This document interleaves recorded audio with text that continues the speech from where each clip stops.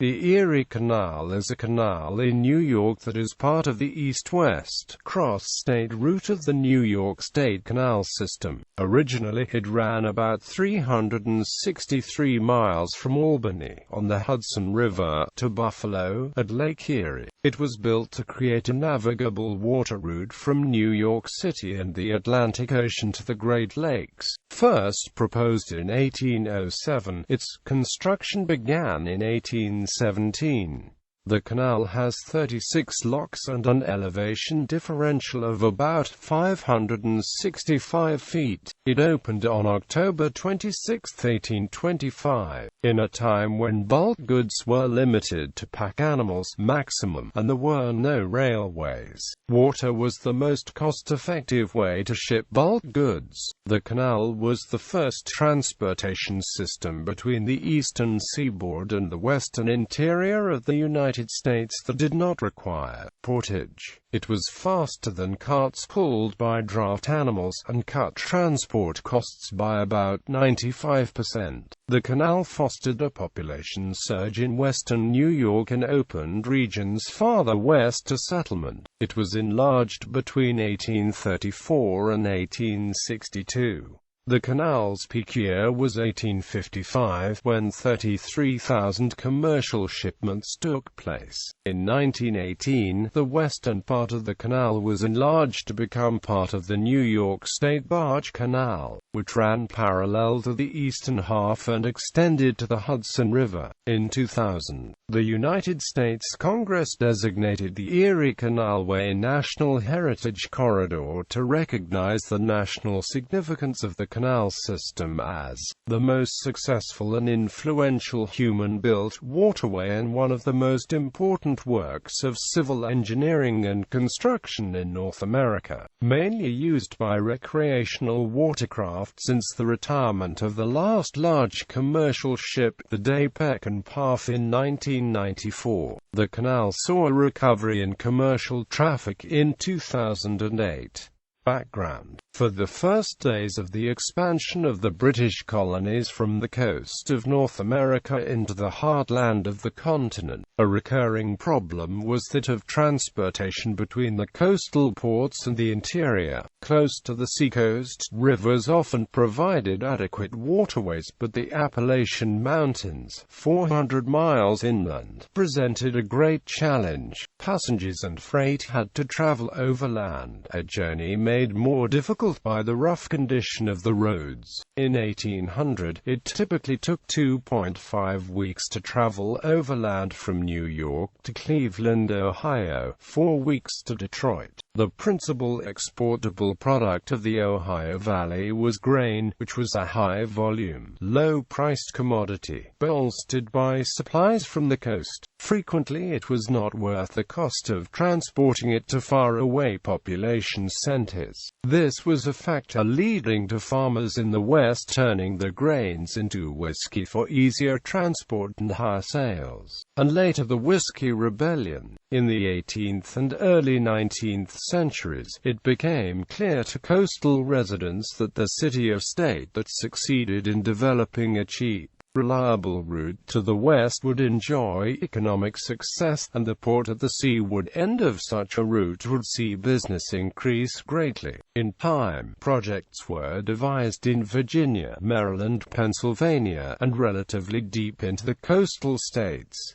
Proposals and logistics.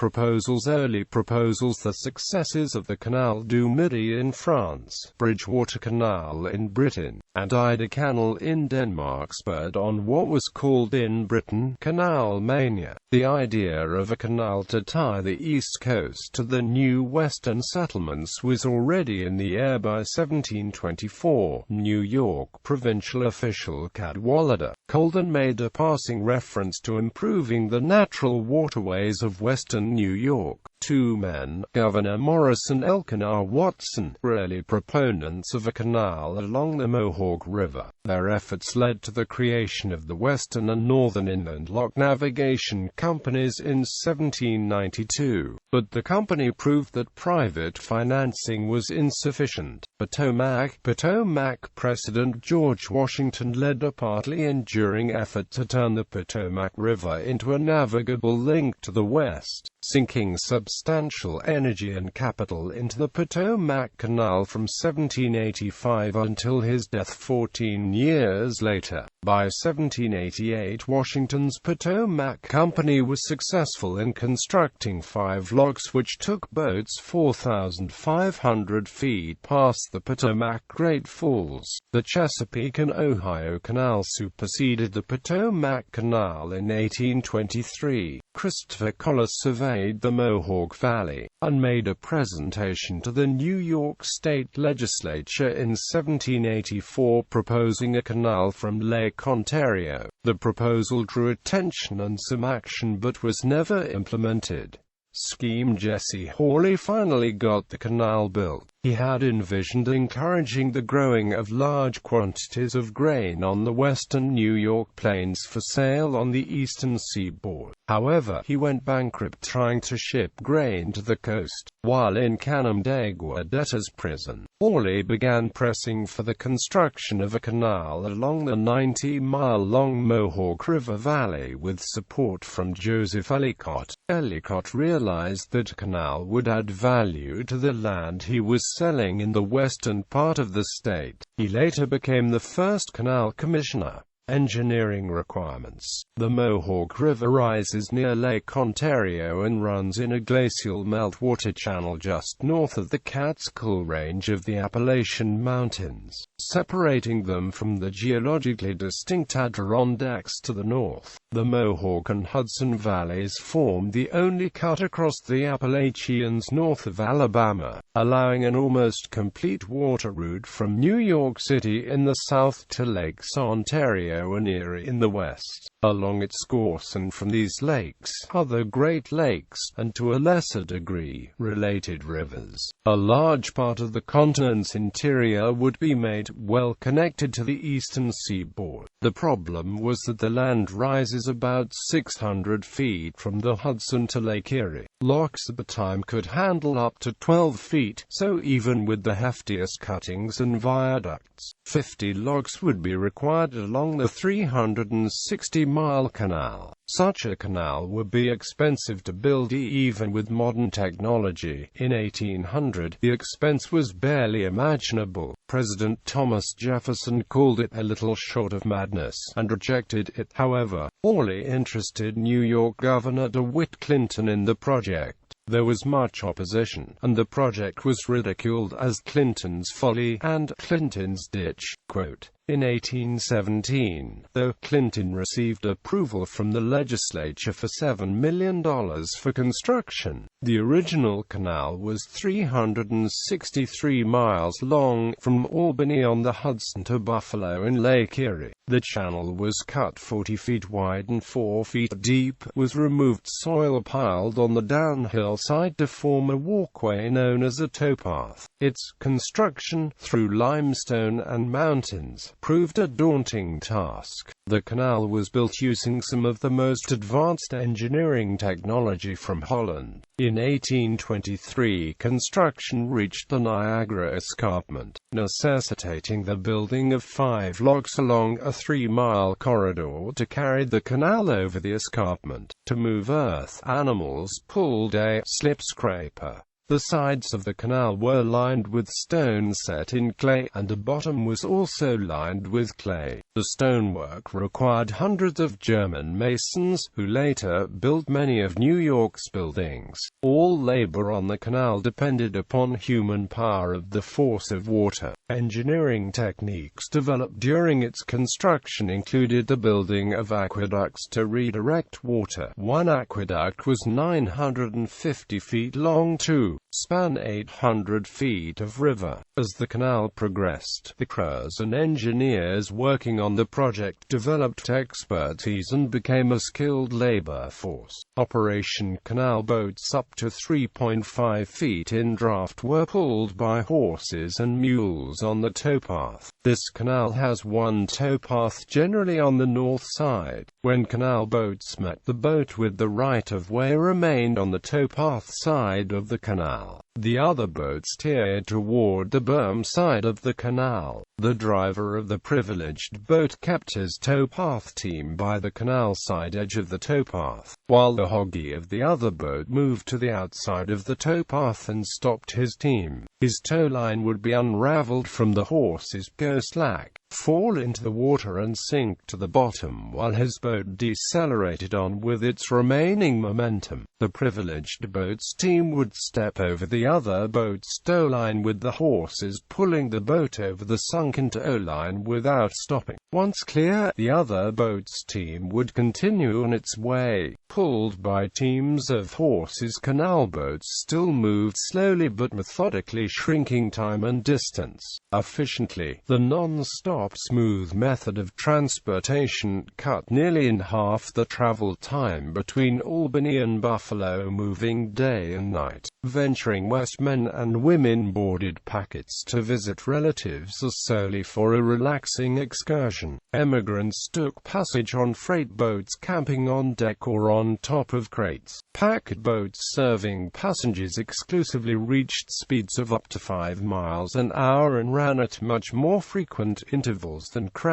bumpy stages. Packet boats measuring up to 78 feet in length and 14.5 feet across made ingenious use of space in order to accommodate up to 40 passengers at night and up to 3 times as many in the daytime. The best examples furnished with carpeted floors, stuffed chairs, and mahogany tables stocked with current newspapers and books served as sitting rooms during the days. At mealtimes, crews transformed the cabin into dining rooms. Drawing a curtain across the width of the room divided the cabin into ladies' and gentlemen's sleeping quarters in the evening hours. Pull-down tiered beds folded from the walls and additional cots could be hung from hooks in the ceiling. Some captains hired musicians and held dances.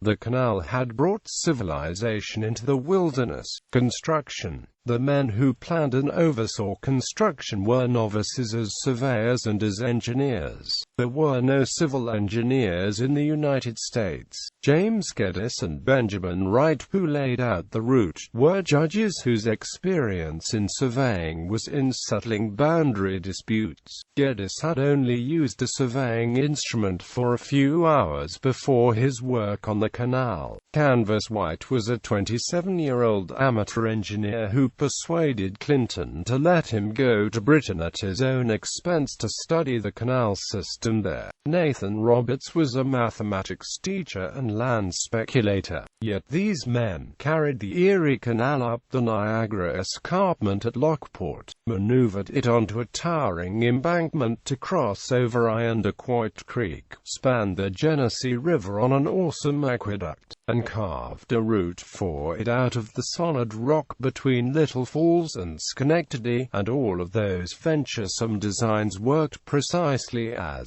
planned. Construction began July 4, 1817, at Rome, New York. The first 15 miles from Rome to Utica opened in 1819.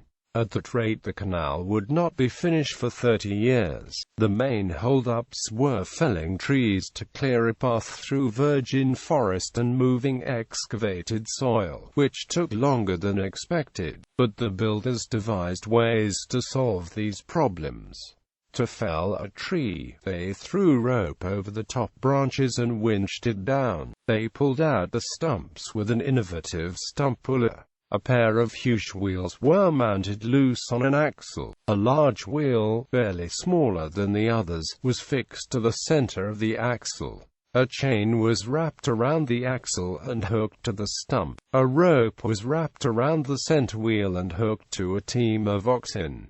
The mechanical advantage obtained ripped the stumps out of the soil. Soil to be moved was shoveled into large wheelbarrows that were dumped into mule-pulled carts. Using a scraper and a plow, a 3-man team with oxen, horses, and mules could build a mile in a year. The remaining problem was finding labor, and increased immigration helped fill a need. Many of the laborers working on the canal were Scots-Irish, who had recently come to the United States as a group of about 5,000 from Northern Ireland, most of whom were Protestants and wealthy enough to pay for this caravan. However, Irish immigrants were often assumed to be Catholic, a religion that raised much suspicion in early America due to its hierarchic structure, and many laborers on the canal suffered violent assault as the result of misjudgment and xenophobia. Construction continued at an increased rate as new workers arrived. When the canal reached Montezuma Marsh, it was rumored over 1,000 workers died of swamp fever and construction was temporarily stopped. However, recent research has revealed the death toll was likely much lower, as no contemporary reports mention significant worker mortality, and mass graves from the period have never been found in the area. Work continued on the downhill side towards the Hudson, and when the marsh froze in winter, the crews worked to complete the section across the swamps. The middle section from Utica to Salina was completed in 1820, and traffic on that section started up immediately. Expansion to the east and west proceeded, and the whole eastern section, 250 miles from Brockport to Albany, opened on September 10,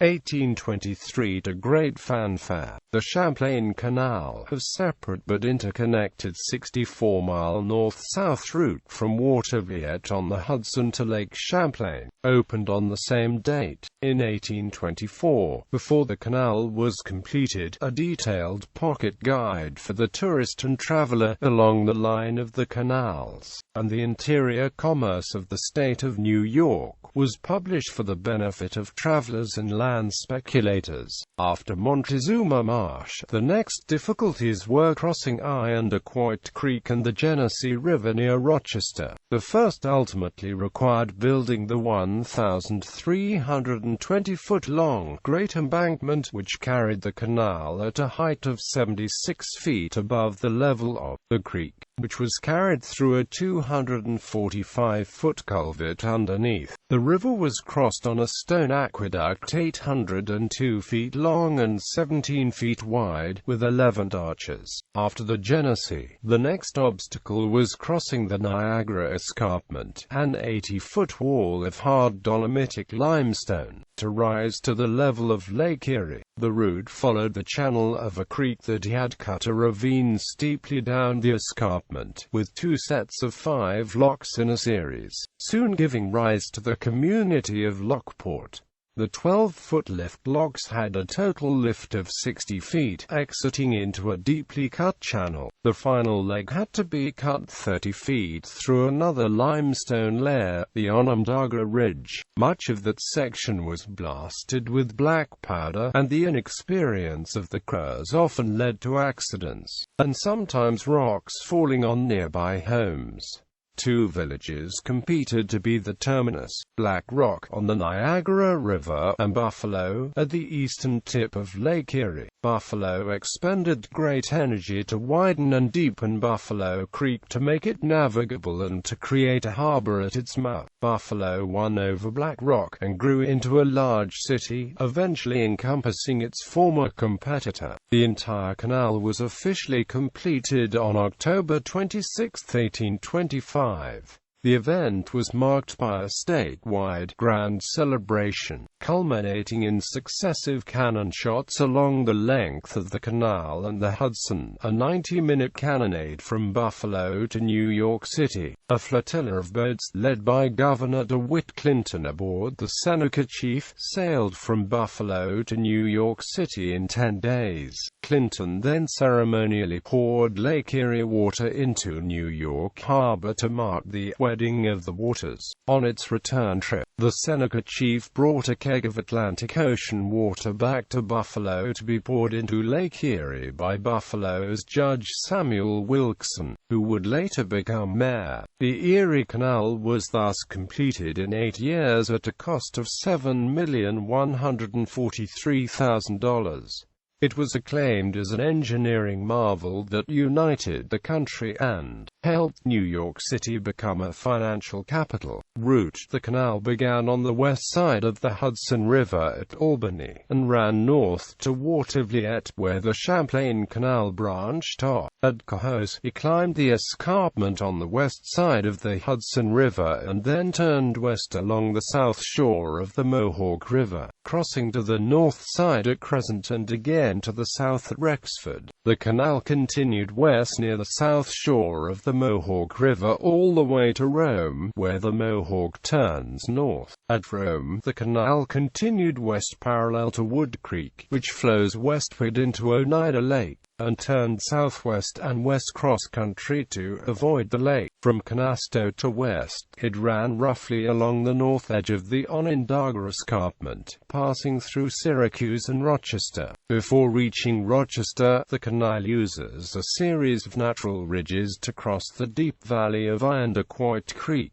At Lockport, the canal turned southwest to rise to the top of the Niagara Escarpment, using the ravine of 18 Mile Creek. The canal continued south-southwest to Pendleton, where it turned west and southwest, mainly using the channel of Tonawanda Creek. From Tonawanda south toward Buffalo, it ran just east of the Niagara River, where it reached its western terminus at Little Buffalo Creek, which discharged into the Buffalo River just above its confluence with Lake Erie. With Buffalo's re-excavation of Commercial Slip, completed in 2008, the canal's original terminus is now rewatered and again accessible by boats. With several miles of the canal inland of this location still lying under 20th century fill and urban construction, the effective western navigable terminus of the Erie Canal is found at Tonawanda. The Erie made use of the favorable conditions of New York's unique topography, providing that area with the only break in the Appalachians south of the St. Lawrence River. The Hudson is tidal to Troy, and Albany is west of the Appalachians. It allowed for east-west navigation from the coast to the Great Lakes within U.S. territory. The canal system thus gave New York a competitive advantage, helped New York City develop as an international trade center, and allowed Buffalo to grow from just 200 settlers in 1820 to more than 18,000 people by 1840. The Port of New York became essentially the Atlantic home port for all of the Midwest because of this vital connection and others to follow, such as the railroads. New York would become known as the Empire State, or the Great Empire State. Enlargements and improvements. Problems developed but were quickly solved. Leaks developed along the entire length of the canal, but these were sealed using cement that hardened underwater. Erosion on the clay bottom proved to be a problem and the speed was limited to 4 miles per hour. The original design planned for an annual tonnage of 1.5 million tons, but this was exceeded immediately. An ambitious program to improve the canal began in 1834.